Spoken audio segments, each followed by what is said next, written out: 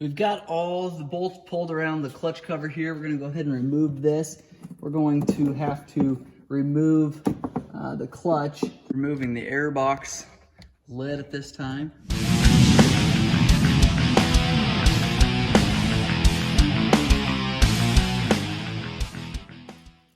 Okay, air box cover is removed. Now we're just going to take and slide this clutch cover off. Okay, we've got that slid off there. Okay, we've got the belt cover off now. We had a handful of bolts to remove that belt cover there. We've got our primary clutch here, our drive belt here, our secondary clutch here. I feel like the easiest way to replace a belt is just to remove that primary clutch. To do that, you'll have to have a special tool. If you need that tool, let me know. I do have those available. It takes a 21mm socket here to remove this bolt. You can do that with an impact driver, and that's what I would suggest using. Otherwise, you're going to be fighting against that clutch turning. They do make a clutch holder, and that'll allow you to spin that bolt off of there. But an impact driver will typically work. This is a 1/2-inch drive. Again, I said 21mm socket there. The 1/2-inch drive just a little bit stronger. You're not going to have any issues pulling that bolt off of there. So put it on there. Loosen it up. It's regular threads. Go ahead and pull that bolt. Now we've got our puller that we've got to push in there. This puller here is something that I sell if you're needing it. Make sure you check out my store. Go ahead and run that in. This has got a socket that's stuck on it. Run that all the way in.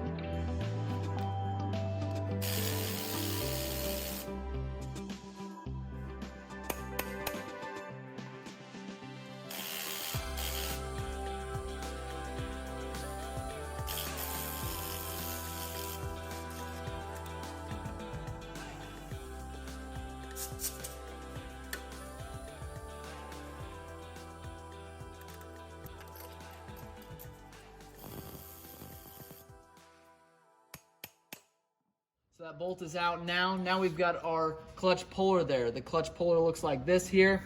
It is a specialty puller. Again, I can get those for you if you need. Take and run those in. This part of the puller is actually gonna go ahead and push against that crankshaft. So you wanna make sure that that's in good condition.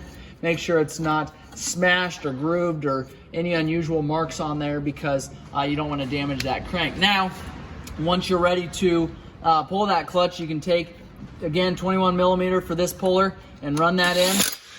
And it's just as simple as that. It threads into that clutch there, pushes against the crank, and actually pushes that clutch off of the four-wheeler there. Now to finish replacing that belt, go ahead and you can actually remove that puller at this time.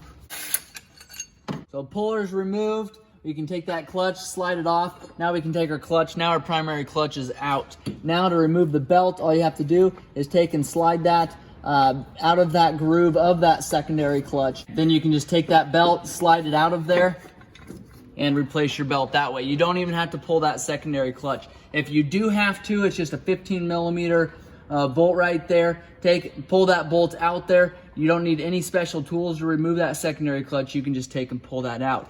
Putting your belt back on, slide it into place there. If you have removed your secondary clutch and are putting that belt on, I would completely tighten up this secondary clutch with thread lock on this bolt before I go and put our belt in there. The reason why is because when you slide that belt in there, if this bolt is not tightened up, you're actually going to slide this outer sheave out, and then when it comes time to put this bolt in, you're going to slam that bolt and those sheaves are going to pinch that belt. Not a big deal. That's what happens when you actually drive the UTV. That belt will actually open up and pinch, so it's not a huge deal. Just so you don't cause any issues, I like to tighten up this secondary clutch before I put our belt on there. Now to get our primary clutch on, slide that on that belt there.